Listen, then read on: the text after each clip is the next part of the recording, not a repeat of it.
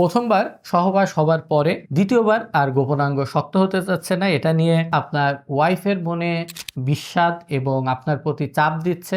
আপনি চিন্তা করছেন আপনার ভেতরে হয়তো বড় কোনো রোগ আছে, আপনি বড় কোনো ক্ষতির ভেতরে চলে গেছেন, অথবা আপনার যৌন জীবন ধ্বংস হবার উপক্রম। আসলে দ্বিতীয়বার শক্ত না হওয়াটা বড় কোনো রোগ নয়।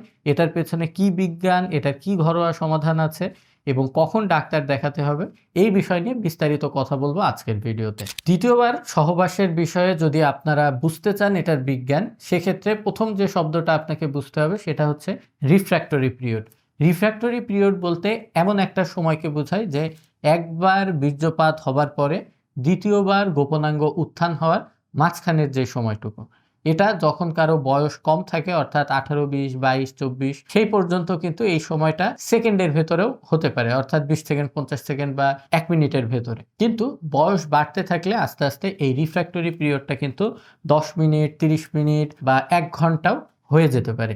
আর যাদের শারীরিক কন্ডিশন একটু খারাপ তাদের ক্ষেত্রে কিন্তু এটা 1 দিন, 2 দিন, 3 দিন পর্যন্ত হতে পারে। এই ক্ষেত্রে কিন্তু আসলে নির্দিষ্ট কোনো একটা মেকানিজমে আপনি চিকিৎসা নিলে বা একটা কোনো লাইফস্টাইল মডিফিকেশন করলেই যে আপনার এই সময়টা আস্তে আস্তে কমে আসবে, বিষয়টি কিন্তু এমন নয়। এটা আপনার শরীরের ওভারঅল যে স্বাস্থ্য ব্যবস্থা আছে এবং ওভারঅল যে ফিটনেসটা আছে এটার উপরে ডিপেন্ড করে। এখন আসুন কি কি কারণে দ্বিতীয়বার আপনার উত্থান হতে সময় বেশি লাগে সেটার 5টা কারণ আমরা জেনে নিই। প্রথম কারণটাই সবচাইতে কমন আমাদের দেশে, সেটা হচ্ছে অতিরিক্ত ক্লান্তি এবং দুর্বলতা। অর্থাৎ আপনার ভেতরে যদি কোনো রকম শারীরিক ঘাটতি থাকে, সেটা ভিটামিনস হোক, মিনারেলসের হোক, এবং আপনার দিনটা যদি অনেক বেশি পরিশ্রমের হয় এবং টায়ারিং হয়, সেক্ষেত্রে কিন্তু আপনি দিন শেষে এসে ভালো পারফর্ম করতে পারবেন না বিছানাতে, এটাই স্বাভাবিক। এবং আপনার নো প্যান্টস টাইম যে একটু কঠিন যাবে, এটাতে কিন্তু কোনো রকম সন্দেহ বা কোনো রকম ডাউট থাকে না। তো এ কারণে আপনার শারীরিক ফিটনেস ভালো আছে কিনা, আপনি প্রপারলি রেস্ট নিতে পেরেছেন কিনা, সেই জিনিসটা কিন্তু গুরুত্বপূর্ণ। এবং যদি আপনি রাতের শুরুর দিকে না করে রাতের শেষের অংশে গিয়ে সহবাস করেন, সেক্ষেত্রে কিন্তু আপনার শরীরটা ভালো মতো রেস্ট নিতে পারে, একটা দীর্ঘ সময় ঘুম হয় এবং এতে কিন্তু আপনার রিফ্র্যাক্টরি পিরিয়ডটা কমে আসে। অর্থাৎ আপনি হয়তো আগে যদি 2 ঘন্টা পরে সেকেন্ড টাইম করতে পারতেন, এখন হয়তো সেই জিনিসটা কমে 1 ঘন্টা বা 30 মিনিটে চলে আসবে। তো প্রথম যেই কারণ সেটা হচ্ছে অতিরিক্ত ক্লান্তি এবং শারীরিক দুর্বলতা। দ্বিতীয় কারণটা হতে পারে আপনার ভেতরে যদি কোনো মানসিক অস্থিরতা, দুশ্চিন্তা এবং অশান্তি থাকে, সেটাও কিন্তু আপনার সেক্সুয়াল পারফরম্যান্সকে কমিয়ে ফেলতে পারে আপনার শরীরে যে কর্টিসল নামক একটা রস রয়েছে, এই রসটা বৃদ্ধি করবার মাধ্যমে।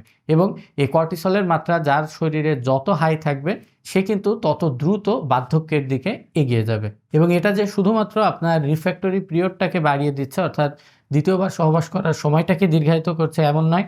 এটা কিন্তু আপনার বীর্যের গুণগত মান, আপনার উত্থানের কোয়ালিটি এবং এর পাশাপাশি আপনি কতক্ষণ সহবাস করতে পারবেন, এই সবগুলোকেই কিন্তু নেগেটিভলি এফেক্ট করছে। এবং অনেকেই কিন্তু মনে করে যে আমি কি পারবো কিনা, আমার আগের মতন পারফরম্যান্স হচ্ছে না কেন, আমার ভেতরে কোনো ক্ষতি হয়েছে কিনা, এই জাতীয় সন্দেহ যখন আপনার ভেতরে ঢুকে যায়, এই অনিশ্চয়তাগুলো কিন্তু আপনার ভেতরে আরও ভয় তৈরি করে এবং এই ভয় কিন্তু আপনার যৌন জীবনকে ধ্বংস করবার জন্যে এবং এই রিফ্র্যাক্টরি পিরিয়ডটাকে আরও দীর্ঘায়িত করবার জন্যে খুবই খুবই কার্যকরী, এবং আপনার যৌন শক্তিকে নষ্ট করবার জন্যও কিন্তু এটা কার্যকরী। এই কারণে নিজের ভেতরে কোনো রকম সন্দেহ রাখবেন না এবং যৌন ভয়টাকে চেষ্টা করবেন ঝেড়ে মুছে ধুয়ে ফেলে দেওয়ার, এবং আপনার ওয়াইফের সঙ্গে একটা খোলামেলা আলোচনা কিন্তু তাকেও বিষয়টা বোঝাতে সহায়তা করবে যে এখানে সে যদি আপনাকে চাপ দেয়, এতে সমস্যার সমাধান না হয়ে সমস্যা আরও বাড়বে। বরঞ্চ সে যদি আপনাকে সাপোর্ট করে, আপনাকে উৎসাহ দেয়, আপনাকে সহায়তা করে, সেটা কিন্তু বরঞ্চ এই সমস্যাটার অধিকাংশ দিকগুলোই সমাধান করে ফেলবে। তৃতীয় কারণটা হচ্ছে অতিরিক্ত পর্নোগ্রাফি এবং হস্তমৈথুন। অতিরিক্ত পর্নোগ্রাফি এবং হস্তমৈথুন আপনার ভেতরে একটা কৃত্রিম চাহিদা তৈরি করে এবং বাস্তব সম্পর্কে যখন আপনি সেই কৃত্রিম চাহিদার মতন ফল না পান, তখন কিন্তু আপনার ভেতরে যৌন আগ্রহটা কমে আসে এবং এই কৃত্রিম চাহিদা বৃদ্ধি পাওয়ার কারণেই কিন্তু আপনার রিফ্র্যাক্টরি পিরিয়ডটা বাড়তে থাকে এবং সেকেন্ড টাইম আপনি আর যেতে পারেন না। এ কারণে যাবতীয় প্রকার কৃত্রিম উত্তেজনা থেকে নিজেকে দূরে রাখুন, এতে কিন্তু আপনি খুব ভালো একটা সেক্সুয়াল লাইফ লিড করতে পারবেন। এর পরবর্তী কারণটা হচ্ছে যে কারণের কোনো সমাধান হয় না, সেটা হচ্ছে বয়স বৃদ্ধির সঙ্গে সঙ্গে। আমি কিন্তু ভিডিওর শুরুতেই বলেছি যে 18, 20, 22, 24 এই বয়সে যতটা রিফ্র্যাক্টরি পিরিয়ড কম থাকে, আপনার বয়স যখন 30 থেকে 35 বা এই রেঞ্জ ক্রস করে যাবে, তখন কিন্তু স্বভাবতই এই রিফ্র্যাক্টরি পিরিয়ডটা বাড়তে থাকবে এবং বয়স 40 পার হলে তখন কিন্তু আর দিনে একবারের বেশি আপনি সহবাস করতে পারবেন না। এটাই স্বাভাবিক, এর জন্য কোনো চিকিৎসা নেওয়ারও প্রয়োজন নেই এবং এই জিনিসটা আপনি নিজে মেনে নিবেন, আপনার ওয়াইফকে মেনে নিতে সহায়তা করবেন, তাকে শিক্ষা দিবেন, তাকে এডুকেট করবেন। লাস্ট যে পঞ্চম কারণ সেটা আমাদের দেশে খুবই কমন, সেটা হচ্ছে প্রেশার, ডায়াবেটিক্স এবং মেটাবলিক সিনড্রোমের সমস্যা। মেটাবলিক সিনড্রোম বলতে আপনার রক্তে চর্বি বেশি থাকবে, প্রেশার, ডায়াবেটিক্স থাকবে, লিভারে চর্বি থাকবে এবং এর পাশাপাশি আপনার শরীরের ওজন বেশি থাকবে। তো এই সমস্যাগুলো যদি আপনার ভেতরে থাকে সেক্ষেত্রে কিন্তু আপনার রিফ্র্যাক্টরি পিরিয়ডটা কমে আসবে এবং এই 5টা সমস্যার সমাধান না করলে কিন্তু আপনার রিফ্র্যাক্টরি পিরিয়ডটা কমবে না, আপনার সেক্সুয়াল পাওয়ার বাড়বে না এবং আপনার ইরেকশনের সমস্যাও ঠিক হবে না এবং প্রিম্যাচিউর ইজাকুলেশন যেটা, এটাও কিন্তু দিন দিন ভয়ঙ্কর হতে থাকবে। এ কারণে যে কোনো রকম যৌন সমস্যার ক্ষেত্রে কারণটা কি এবং সেটার সমাধান কি এটা জানা থাকা কিন্তু গুরুত্বপূর্ণ। আমি সংক্ষেপে সমাধানগুলো আপনাদের সামনে তুলে ধরছি। সবচাইতে সহজ এবং সবচাইতে ইফেক্টিভ উপায় হচ্ছে নিজের ঘুমটাকে নিশ্চিত করা। অন্ততপক্ষে 7 থেকে 8 ঘন্টা ঘুম নিশ্চিত করবেন এবং ঘুমের কোয়ালিটি যেন ভালো হয় সেদিকে খেয়াল রাখবেন। শব্দ, অতিরিক্ত আলো এগুলো থেকে দূরে থাকবেন। নিয়মিত শরীরচর্চার অভ্যাস করবেন। শরীরচর্চা বলতেই কিন্তু আমরা জিমে ভর্তি হওয়া, ব্যাপক শক্তিশালী ব্যায়াম করা এগুলোকে বোঝাচ্ছি না।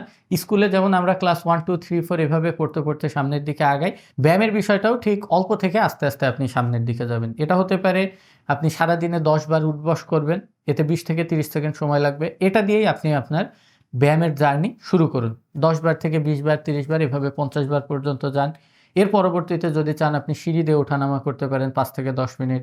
তার চাইতেও বেশি সময় যদি আপনার হাতে থাকে তাহলে সেক্ষেত্রে আপনি 10 থেকে 15 মিনিট হাঁটাহাঁটি করতে পারেন। তবে আমেরিকান গাইডলাইন অনুযায়ী কিন্তু সপ্তাহে অন্তত পক্ষে 5 দিন 25 মিনিট করে আপনার হাঁটা উচিত। যদি আপনার ভেতরে কোনো রকম খারাপ অভ্যাস থাকে, বিশেষ করে ধূমপান, মদপান বা নেশা গ্রহণের, তাহলে এগুলো বাদ দিন। এতেই কিন্তু আপনার শরীর মাইনাস পাওয়ারের থেকে জিরোর দিকে আস্তে আস্তে চলে আসবে। এর সঙ্গে যদি আপনি খাওয়া দাওয়ার অভ্যাসটা ভালো করতে পারেন, বিশেষ করে আখরোট প্রতিদিন ঘুমানোর আগে 1 মুঠ পরিমাণ খেতে পারেন, এটাই কিন্তু আপনার সেক্সুয়াল পাওয়ারটাকে একটা অন্য মাত্রায় নিয়ে যাবে। বিশেষ করে যাদের গোপনাঙ্গ শক্ত হওয়ার সমস্যা হচ্ছে, যে দ্বিতীয় টাইমে করতে গেলে মনের ভেতরে ইচ্ছা আসছে কিন্তু গোপনাঙ্গ শক্ত হচ্ছে না, তাদের জন্য কিন্তু এই খাবারটা খুবই কার্যকরী হবে।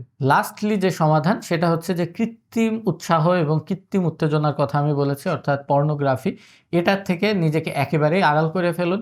এতে কিন্তু প্রথম 1 সপ্তাহ 2 সপ্তাহ আপনার কষ্ট হলেও এর পরবর্তীতে যেয়ে কিন্তু এর ভালো দিকগুলো আপনি খেয়াল করবেন। আপনার নিজেকে একটা নতুন শরীরে আপনি পেয়েছেন বলে আপনার মনে হবে। মানসিক শক্তি, শারীরিক শক্তি আপনার বাড়বে এবং সামাজিকভাবেও কিন্তু আপনার কানেকশন বৃদ্ধি পাবে। ওভারঅল নিজেকে সময় দিন, নিজের প্রতি একটা আস্থা এবং বিশ্বাস তৈরি করুন এবং যে কোনো সমস্যার জন্য নিজেকে দোষারোপ না করে নিজেকে উৎসাহ দিন সমাধানের দিকে এগিয়ে যাওয়ার জন্য। লাস্টলি কি কারণে আপনি ডাক্তার দেখাবেন এই প্রশ্নটাও আমি রেখেছিলাম।